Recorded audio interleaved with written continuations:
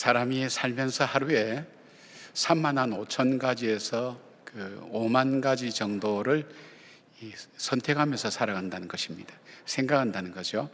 그러니까 사람에 따라서 다를 수도 있고 사안에 따라 다를 수 있지만은 보통 우리가 이 작은 일이든 어떻게 하면 내가 어느 자리에 앉을 것인지 어느 빗으로 머리를 빗을 것인지 작은 그런 어떤 결정부터 또 어떤 건 의식적으로 내가 오늘은 어떻게 해야 되겠다는 의식적인 것 아니면 습관적으로 이미 나에게 형성된 것 모두를 포함해서 한 3만 5천 가지에서 5만 가지 정도 선택을 하며 살아간다는 것입니다. 그런데 그 선택에는 반드시 이유가 있습니다. 본인이 알든 모르든 반드시 그 이유가 있고 그렇게 선택하게 된 이유가 있습니다. 그것은 자기가 예전에 어떤 배워서 학습했다든지 아니면 경험했다든지 또 아니면 자기가 가치를 두고 있는 것 아무튼 자기가 소중하게 여기고 귀하게 여기는 그 가치에 의해서 판단하고 결정하고 따라가죠. 그래서 사람들은 이제 자기 의견이나 자기 생각을 굉장히 중요시하게 여기는데 저도 이제 한번 이렇게 일깨워졌던 그런 기억이 바로 코로나 만났을 때입니다. 여러분 코로나 만났을 때 우리 교회가 사실 처음으로 타겟이 됐죠. 우리 교회에서 사실 우리 교회에서 시작된 건 아닌데 우리 교회 이름이 되면서 계속해서 매스컴에서 뉴스 때마다 계속 교회 이름이 나오는 거예요. 근데 이제 우리는 이 사건의 중심부에 있었으니까 이 사건이 어떤 건지를 아는데 매스컴 보던 다르더라 이거예요. 그래서 이거 안 되겠다. 그래서 우리 교원들 보고 우리가 뉴스 볼 필요 없다. 우리가 하나님 말씀을 보자. 저는 뭐 뉴스 같은 거 아무 의식 없이 많이 받아들였는데 이게 아니구나. 내가 다시 생각해야 될 부분이 있구나 하는 생각을 하게 됐습니다. 마찬가지죠. 여러분도 오늘 어떤 선택을 하고 또 생각을 하고 하는 것에는 반드시 이유가 있어요. 그 이유가 있기 때문에 여러분이 선택하고 결정하는 것입니다. 오늘 이 본문에 나오는 것도 마찬가지입니다. 사내들인 공회의 대표자들, 그 당시에 제사장이나 이 백성을 대표하는 70만 명의 대표들이 모여서 의논하는 게 뭐냐면 예수님께서 저렇게 행하시는 이유에 대해서 어떻게 해야 될 것인가 의견을 모아도 모으지 못했어요. 그래서 예수님께 대표단을 파송해서 대표단이 질문하면서 그 질문에 대해서 그 답할 때에 그때의 약점을 잡아서 우리가 저를 체포하자 그런 어떤 목적을 가지고 대표단을 파송을 했어요. 근데 예수님께 질문하는데 예수님이 오히려 더 질문하죠. 요한의 세례가 하늘로부터냐 아니면 사람으로부터냐. 자, 대답을 해야 되는데 저들이 생각해 봅니다. 만약에 하늘로부터라고 얘기한다면 그러면 왜 믿지 않느냐? 그렇게 질문할 거고 사람으로부터라고 얘기하면 세례요한은 그 당시에 모든 사람이 선지자로 알고 있는데 사람으로부터라고 한다면 저들이 돌멩이를 들어서 우리를 칠 것이다 하는 것 때문에 대답을 못하는 겁니다. 자, 요즘 같은 경우는 특히 더하죠, 여러분. 뭘 믿어야 될지 또 이 나라가 어디로 가고 있는지 무엇이 옳은지 아마 혼돈 속에 있을 거예요. 여러분 속에 어떤 나는 좌파 우파 이렇게 정해져서 있는 것도 중요하지만은 그러나 우리는 더 근본적인 것을 생각해 보셔야 돼요. 내가 이렇게 생각하는 그 원인이 어디 있을까? 근거가 어디 있을까?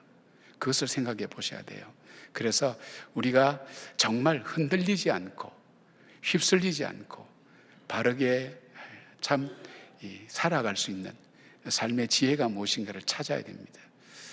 저는 이제 그런 경험이 있어요. 어떤 경험인가 하면 가정 얘기라서 별로 좋은 얘기는 아닙니다만은 제가 어릴 적에 저희 아버지가 어머니를 때리는 장면, 빗자루로 이렇게 때린 장면이 기억이 났어요. 안 지워졌어요. 어릴 때 제가 아마 4살, 5살 아마 기억하는 가장 어릴 때일 겁니다. 근데 그게 제 마음속에 아주 장면이 그대로 지금 눈에 박혀 있어요. 그래서 제가 큰 다음에 저희 아버님이 이제 예수를 믿고 장로님 되시고 하셨을 때 물어봤어요. 아버지는 왜 그때 어머니를 때리셨어요? 그랬더니 굉장히 당황스러운 거, 본인도 잊어버리신 것 같아요. 그런데 이제 그 아버지 하신 말씀이 그예요. 너희 할머니가 우리가 자랄 때 조선 여자와 명태는 때릴수록 부드러워진다. 그렇게 계속해서 말씀하셨다는 거예요. 근데 그걸 진짜로 받아들인 거예요. 그래서 부부 관계에 좀 어려움이 있을 수 있으면 때리니까 부드러워지거든요. 요즘 여자들 같으면 그랬습니까? 죽여라 죽여라 이렇게 달라들지, 옛날에 어머니들은 안 그랬단 말이에요. 그냥 혼자 울고 이러셨단 말이에요. 그러니까 그 말이 맞는 걸로 본인이 확신한 거예요. 근데 예수를 믿고 보니까 잘못됐다는 것을 깨닫게 된 거예요. 그 삶의 틀을 바꾸게 된 거죠. 생각을 바꾸게, 기준을 바꾸게 된 거예요.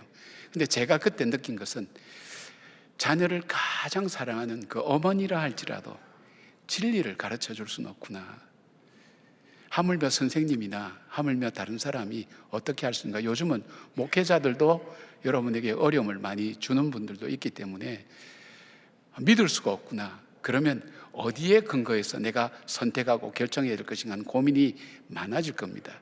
지금도 여러분이 만나는 문제 앞에 어떻게 해야 될까 고민하고 있는데, 그러면 우리 그리스도인 예수를 믿는 사람들의 우리가 근거로 할 수 있는 선택의 근거가 무엇인가 하는 것을 오늘 말씀을 통해서 우리가 한번 찾아보려고 합니다.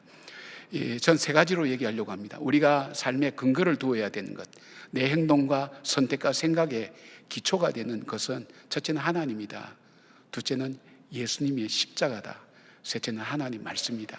이 세 개가 우리 삶의 기준이 되어야 되고, 이 기준에 의해서 우리가 선택하고 나갈 때에 하나님께서 역사를 주관하시는 하나님께서 우리에게 바른 길 갈 수 있도록 빛되신 길로 인도하리라는 그런 확신을 가지고, 여러분께서 오늘 여러분의 수많은 판단과 생각과 살아온 습관들 있지만은 오늘은 한 번 더 다 내려놓고 다시 한번 나는 무엇에 의해서 선택하고 결정하고 무엇에서 내가 슬퍼하고 기뻐하고 즐거워하는지 다시 한번 생각해 보시면서 말씀을 따라서 하나님의 인도함을 받는 그런 시간이 되셨으면 좋겠습니다. 내 삶의 근거, 내 행동의 근거, 내 생각의 근거로 삼을 첫 번째는 바로 하나님의 권위입니다. 하나님은 모든 것을 창조하신 분이라고 성경은 말씀합니다. 창세기 1장 1절 성경의 시작은 태초에 하나님이 천지를 창조하시니라고 선포하고 있습니다. 이유도 없고 분석도 없고 토론도 없습니다. 그냥 그대로 선언하십니다. 로마서 11장 36절, 그 당시에 세계 석학이라고 얘기하죠. 근데 사울은 이렇게 고백했어요. 만물이 주에게서 나오고 주로 말미암아 주에게로 돌아갑니다. 그에게 영광이 세세히 있을지어다. 아멘. 하나님은 세상을 창조하시고 사람을 자기의 형상을 따라 창조하셨다는 사실, 창조주는 그가 창조한 세계를 소유하시고 다스릴 권위를 갖고 계신 거죠. 이 하나님에서 또 다른 성경의 말씀은 하나님은 전지전능하시며 완전하시며 스스로 존재하시는 영원한 분이라는 거예요. 전지전능하신 분, 완전하신 분, 영원히 계시는 분, 그 하나님이라는 거예요. 성경은 그렇게 말씀하고 있어요. 변하지 않는 하나님이죠. 또 그 하나님은 거룩함과 의로우심을 갖고 계시기 때문에 세상을 다스릴 절대 권위를 갖고 계신 분이라는 것입니다. 그 하나님은 역사를 주관하실 뿐 아니라 우리 인간의 생사화복을 주관하신 분이라는 것을 말씀하고 있습니다. 그리고 더 나아가서 하나님은 우리를 구원해 주시는 구원의 주권자라는 것을 말씀해 줍니다. 에베소서 1장 11절 보니까 모든 일을 그의 뜻의 결정대로 일하시는 이의 계획을 따라 우리가 예정을 입어 그 안에서 기업이 되었으니라고 그렇게 말씀합니다.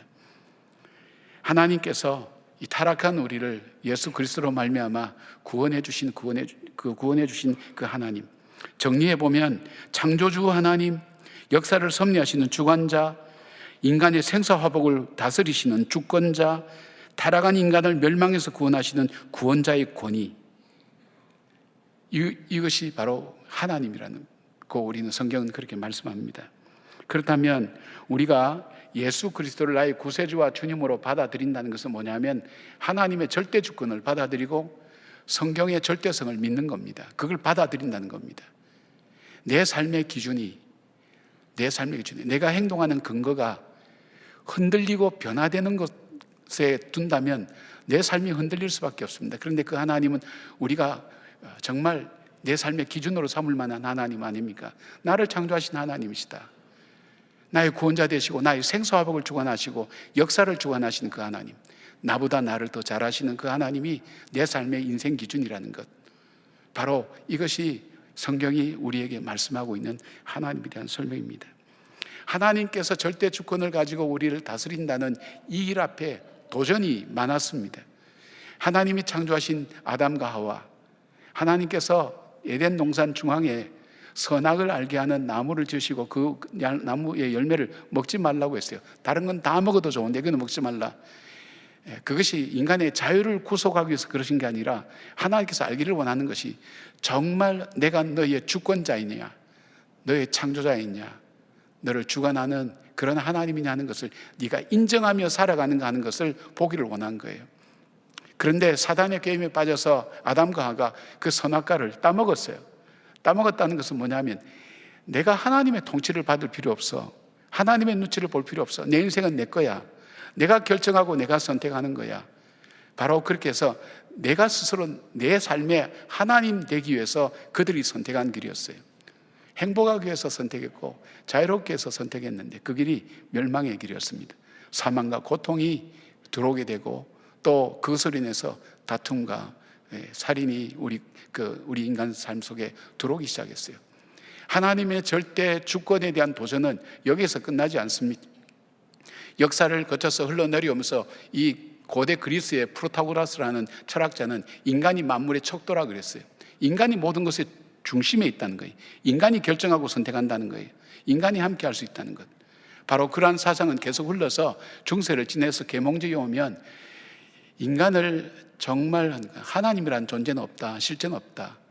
우리에게 실제가 있다면 바로 이성이다.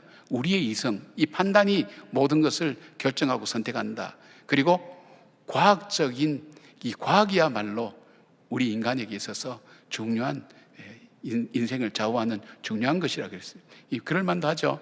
옛날에는 전동 치면 하늘이 놓였다 그랬는데 과학적으로 분석해 보니까 아니니까 이 과학의 발전과 함께 과학을 신뢰하고 그 다음에 인간의 이성을 신뢰하는 그 사상의 흐름이 계속해서 오다가 1960년도 넘어가면서 이걸 이제 모더니즘이라 그러면 포스트 모더니즘이라는 게 나왔어요. 포스트 모더니즘은 뭐냐면 이성 가지고 안 되는 거예요. 이성을 가진 인간이 일으킨 것이 뭡니까? 1차 대전, 2차 대전 다 일으키고 비참하게 한 거예요. 이번에 우리 청소년들 여러분이 하신 그 비전원금 가지고 유럽에 갈 때 이 독일이 유태인을 학살했던 아우슈비츠 그 수용소를 꼭 가보라 그랬어요. 저 매년 아이들 꼭 가게 해요. 저도 옛날에 가서 그 기둥에 묶여있는 거기에서 성찬식을 한 경험인데 아이들이 충격을 받는 거예요. 거기에 가면 어린아이들이 입었던 인형, 옷 그것만 또 한가득 쌓아놓고 안경 뭐 이런 거 모자 죽었던 사람들의 모든 물건이 거기 모아서 전시되어 있는 거예요. 보면서 뭘 느끼는가? 인간의 이성이 참 선이고 이성이 참 할 수 있다고 생각했는데 이성을 가진 인간이 저지는 이 죄악의 모습들을 보는 거예요. 믿을 수 없다. 인간의 이성이 아니다. 정말 우리 움직이는 힘은 문화다 그랬어요. 문화, 사람의 문화 그리고 공동체 그것이 더 심화되면서 최근에 와서는 철저한 개인주의가 되죠. 내 인생은 나의 것이야. 너가 뭐든지 선택하고 결정할 수 있어. 여러분 이런 관점에서 보면 동성애가 죄가 될 수가 없어요. 왜 죄가 돼요? 자기 인생 자기가 선택하는데. 그죠? 이것이 오늘날 여러분의 삶 속에도 깊게 박혀 있단 말이에요. 사고방식 속에. 예를 들어 볼까? 여러분이 다투고 싸울 때 뭐라고 얘기합니까? 그래 맞아. 너는 너대로 맞고 나는 내대로 맞아. 그래 우리 싸우지 말자. 근데 그 말 속에는 화해하는 데는 도움되는지 모르겠지만 절대 기준이라는 게 없는 거예요. 없어진 거예요. 그러니까 인간이 공허해지고 흔들리니까 신비주의에 눈을 뜨기 시작한 거예요. 그래서 점집이 유명해지고 계속 늘어난다는 그런 우리 동계신문 기사가 있죠. 왜일까요? 인간이 그렇다는 거예요. 하나님으로 인정하지 않겠다는 거예요. 하나님의 절대 주권을 인정하지 않겠다는 거예요. 사랑하는 여러분, 그래서 성경은 사람을 육에 속한 사람과 영에 속한 사람으로 나누어 설명해요. 육에 속한 사람은 자기가 보기에 좋은 대로 자기 생각대로 그렇게 선택하고 결정하는 사람. 그러나 영에 속한 사람은 하나님의 뜻, 하나님이 인생 기준이 되고 그 하나님 뜻이 무엇인지 그 뜻에 맞추어서 자기의 삶을 살아가고 선택하는 사람이라고 성경은 그렇게 말씀하고 있어요. 아브라함과 그의 조카 롯이 서로 재산이 많아져서 나누어질 수밖에 없어. 목자들이 다투니까 우리가 서로 가족인데 싸우지 말자. 너가 이 지방을 보면서 가장 좋은 것을 선택하라고 이 삼촌 아브라함이 그렇게 얘기합니다. 조카 롯이 보니까 바로 이 동쪽 소돔과 고모라 쪽이 정말 비옥하고 물도 나고 목축하기도 좋고 농사 짓기도 좋고 정말 저기 가면 평안하게 살 수 있을 것 같아서 선택을 해서 그리 갑니다.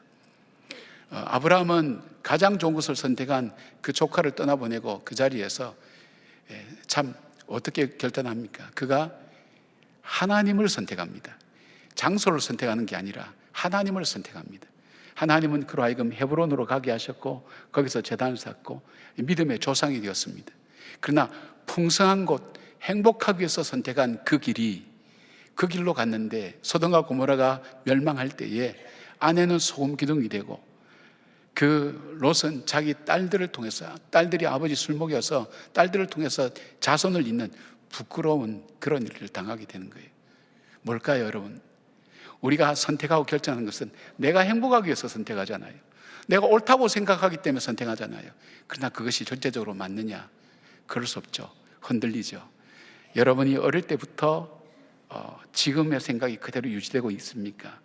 상황과 입장에 따라서, 환경에 따라서 수없이 바뀌는 우리 자신들을 경험하게 됩니다. 그러나 하나님은 변치 않습니다. 그 하나님께 내 인생에 기초를 두고 살아가며 선택하는 삶, 이 삶에는 흔들림이 없습니다. 세상에 창조주 되시고 나를 만드시고 역사의 주관자 되시고 나의 생사화복을 주관하신 그 하나님의 기준에 그리고 나를 구원하신 그 하나님에게 기준을 두지 않으면 우리는 어디에다 기준을 둔다는 말입니까? 내 삶의 근거를 어디에 둔다는 것입니까? 흔들리는 내 마음, 심지가 견고한 자를 하나님께서 평강의 평강으로 인도하시고 구원해 주신다는 그 말씀처럼 우리가 하나님 말씀 앞에 굳게 서서 하나님을 내 인생의 기준으로 삼고 살아가는 저와 여러분 되기를 바랍니다. 두 번째로 우리가 이 기준으로 삼아야 되는 것은 예수 그리스도의 십자가의 권위입니다. 예수 그리스도 십자가의 권위. 십자가의 권위라는 것은 안 어울리죠. 십자가는 권위가 아니죠. 부끄러운 걸 수 있죠. 우리가 따라야 될 권위, 예수 그리스도는 절대 주권과 권위를 가진 하나님의 아들이십니다. 누가복음 3장 22절에 보니까 성령이 비둘기 같은 형체로 그의 이에 강림하시더니 하늘로부터 소리가 나기를 너는 내 사랑하는 아들이라 내가 너를 기뻐하노라 하시니라. 하나님의 아들이시라는 거예요. 예수님께서 공생애를 하시기 전에 세례를 받을 때에 하늘 문을 열리고 하늘에서 주신 말씀이 너는 내 사랑하는 아들이라고 하나님께서 말씀하셨어요. 예수님은 하나님의 아들이세요. 또한 하나님은 그 아들 예수 그리스도에게 모든 권위를 위임해 줬어요. 마태복음 28장 18절 보니까 예수께서 나와 말씀하여 이르시되 하늘과 땅의 모든 권세를 내게 주셨으니, 이 말씀의 뜻은 뭡니까? 이 예수 그리스도께서 하나님께서 모든 권세와 모든 것을 바로 위임해 주셔서 하나님과 같다는 거예요. 우리가 삼일체의 신학적인 그런 이론이 있는데 아마 우리가 인간적으로는 이해하기는 참 어려울 거예요. 바로 이 예수님은 하나님과 같다는 거예요. 모든 권세와 위임을 다 해주셨어요. 그런데 예수님은 세상을 다스리는 권위와 권세를 가지고 그가 하셨던 일이 뭐냐면 하나님의 뜻에 순종했어요. 요한복음 12장 49절 이렇게 말씀합니다. 내가 내 자유로 말하는 것이 아니요 나를 보내신 아버지께서 내가 말할 것과 내가 이룰 것을 친히 명령하여 주셨으니. 하나님의 명령이 뭡니까? 인간을 구원하기 위해서 십자가를 지라는 것이 하나님께서 예수님에게 주신 명령입니다. 그 명령을 순종한다고 그렇게 말씀하고 있습니다. 바울은 빌립보서 2장 6절부터 8절까지의 예수님의 권위를 이렇게 말씀합니다. 그는 근본 하나님의 본체시나 하나님과 동등됨을 취할 것을 여기지 아니하시고 오히려 자기를 비워 종의 형체를 가지사 사람들과 같이 되셨고 사람의 모양으로 나타나사 자기를 낮추시고 죽기까지 복종하셨으니 십자가에 죽으심이라. 예수님의 권위는 어디서부터 나느냐? 하나님 말씀에 십자가에서 못 박혀 죽으신 것, 그것은 하나님 말씀 앞에 철저하게 복종하는 것, 거기에서 예수님의 권위가 있다고 말씀하고 있습니다. 바로 이어서 이 바울은 그런 예수님에게 하나님께서는 예수 이름 앞에 땅 아래나 땅 위에 있는 모든 존재들이 다 무릎을 꿇고 경배하도록 그렇게 만드셨다고 말씀합니다. 하나님의 이 권위, 놀랍고 대단한 권위가 인간들에게 나타났을 때에는 한없이 연약하고 무능한 모습인 십자가로 나타나게 되었습니다. 십자가가 하나님의 지혜와 능력을 보여주는 것임에도 불구하고 결국 예수님께서 십자가에 돌아가신 이유가 뭘까요? 왜 십자가의 권위와 권세가 있을까요?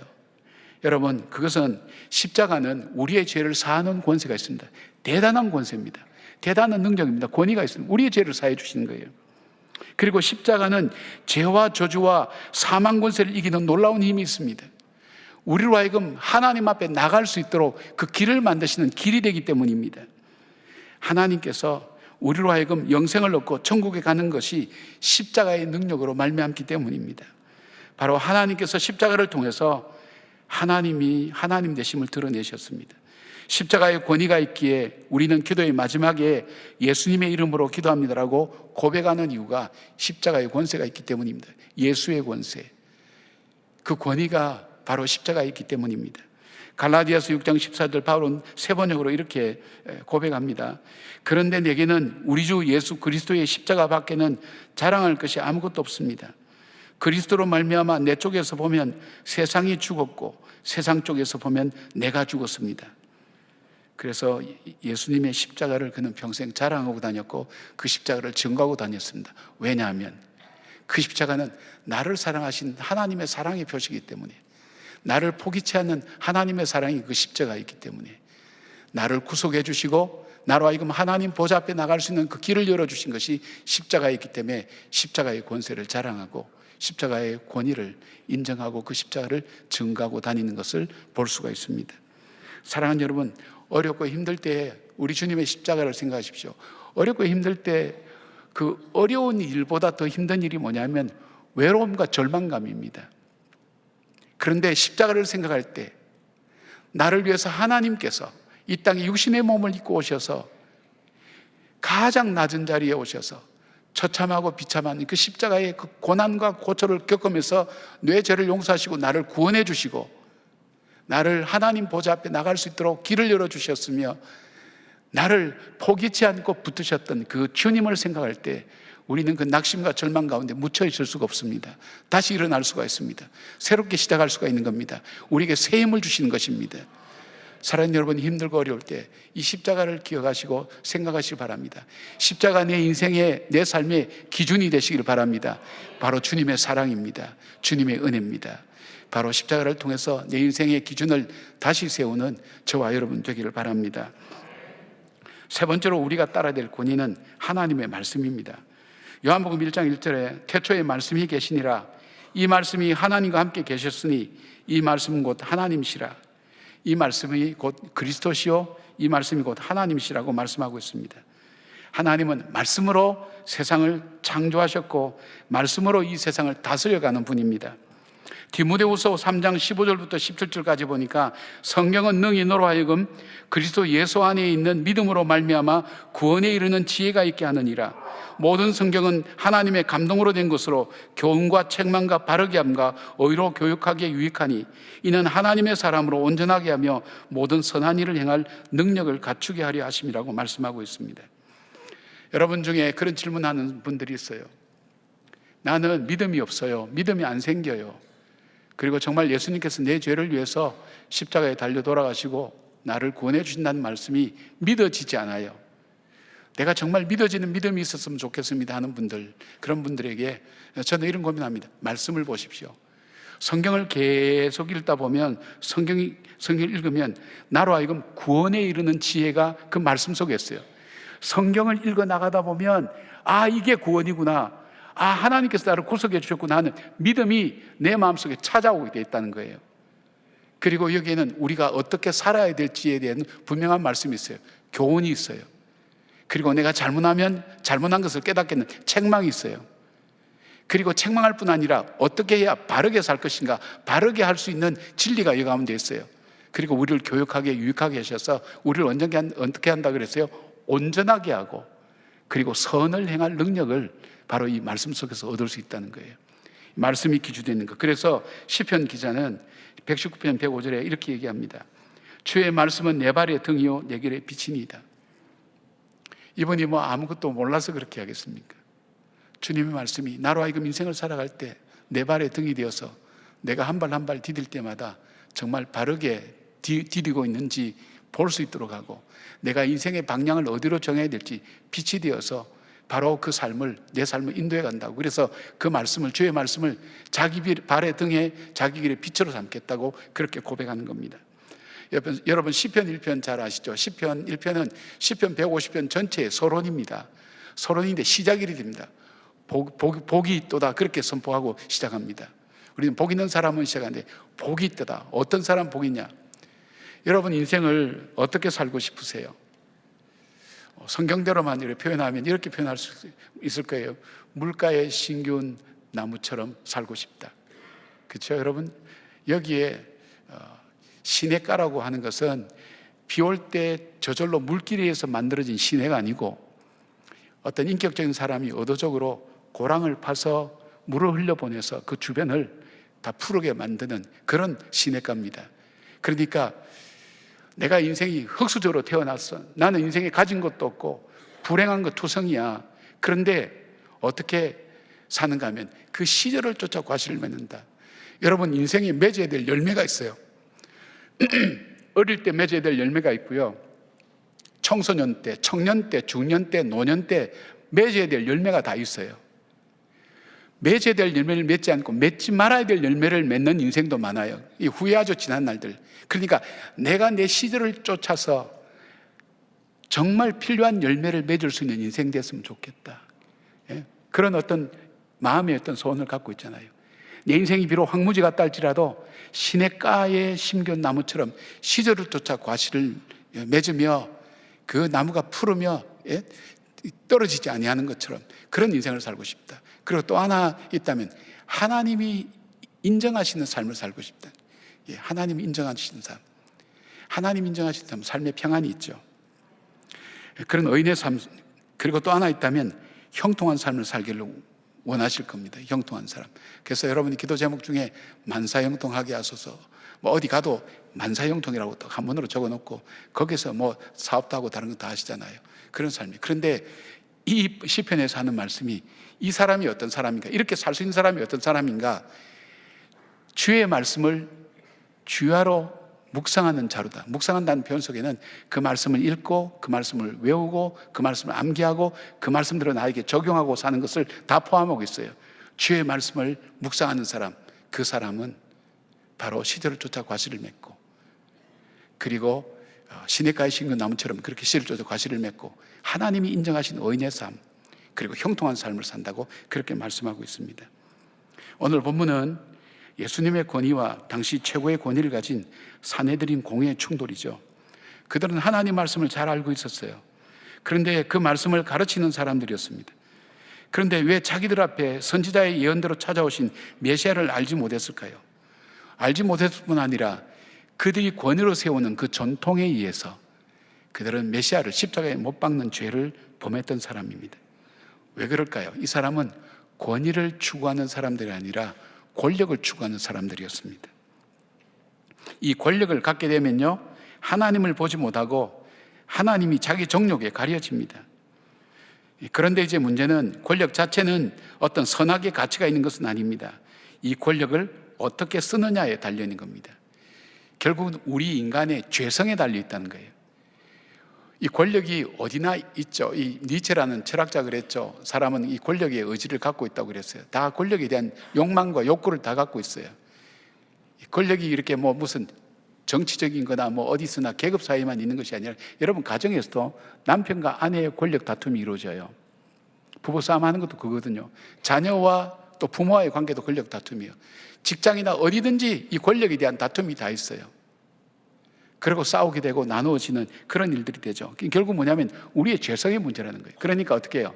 나에게 조그마한 자리가 주어지면 이 자리를 권위로 쓰는 것이 아니라 권력으로 사용하게 되면 거기서부터 분쟁과 다툼이 일어나고 하나님의 의와 희락과 화평의 하나님 나라를 잃어버리게 되는 겁니다.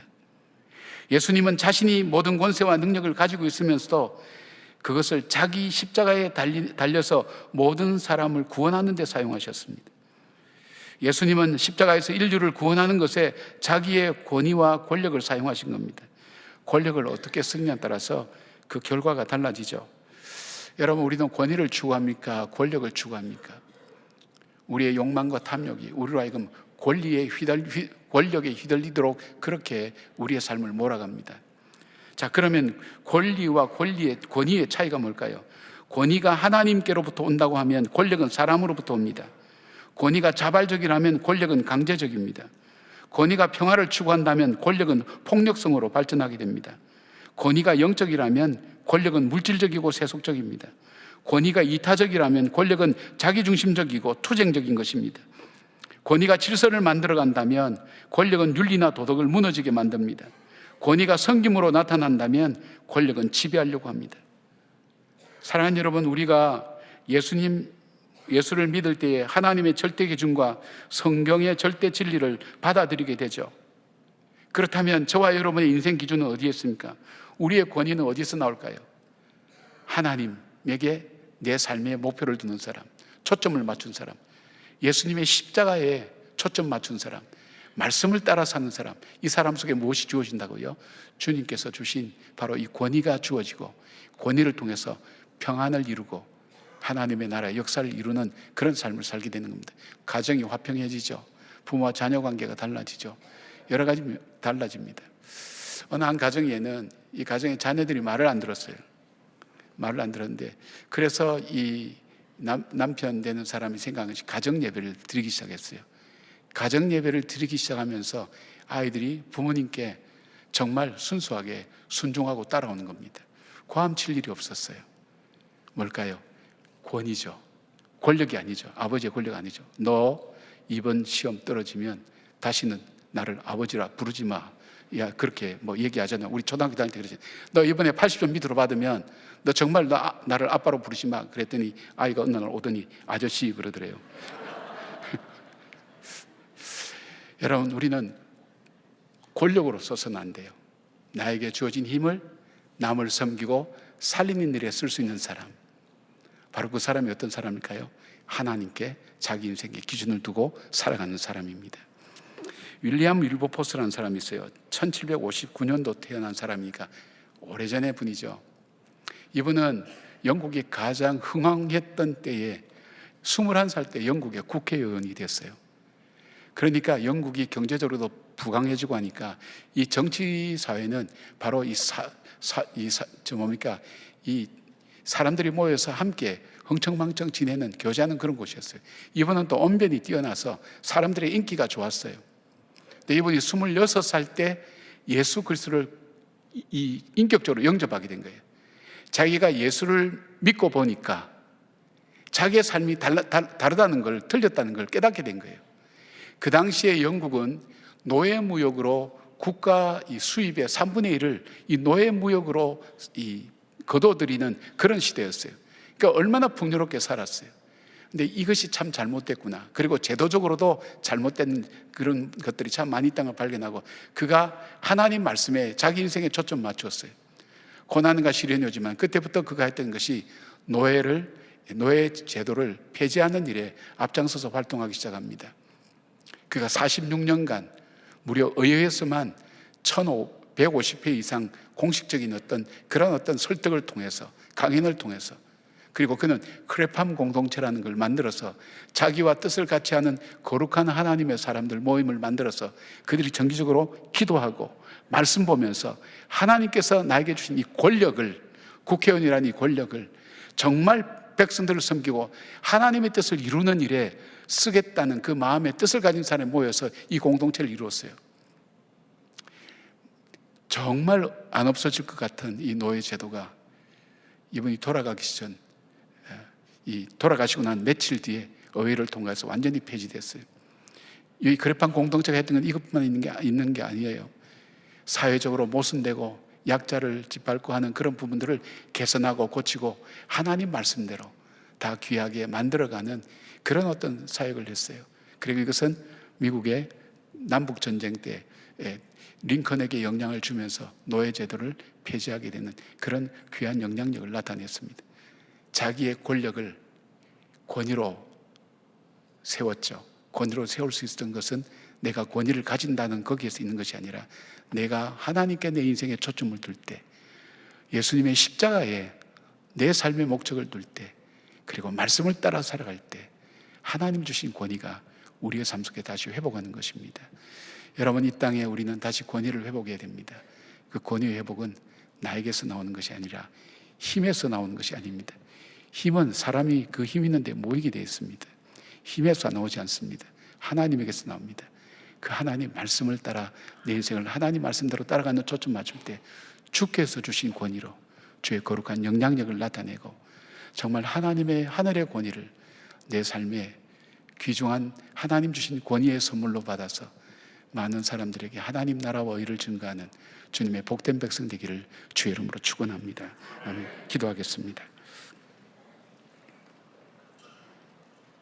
하나님, 우리는 예수님을 믿는다고 하면서 하나님의 절대 주권과 성경의 절대성을 온전히 받아들이지 않습니다. 우리가 모양은 주님을 믿는 것 같지만 사실은 내 마음속에 깊은 그 마음속에 정말 하나님이 천지를 창조하시고 하나님이 나를 만드시고 역사를 주관하시고 그리고 나의 생사복을 주관하신 하나님이라는 그 믿음이 우리들 속에 없습니다. 그래서 세상의 도전 앞에 얼마나 많이 허물어지고 무너진지 알 수 없습니다. 주님, 우리에게 믿음을 주시옵소서. 하나님께서 우리를 창조하시고 나의 참 왕이요 참 그리스도시요 그리고 나의 구세주 되심을 믿는 그 고백 위에 세우신 그 삶이 우리 인생의 기준이 되게 하시고 또 그 기준을 따라 걸어가는 믿음의 사람이 될 수 있도록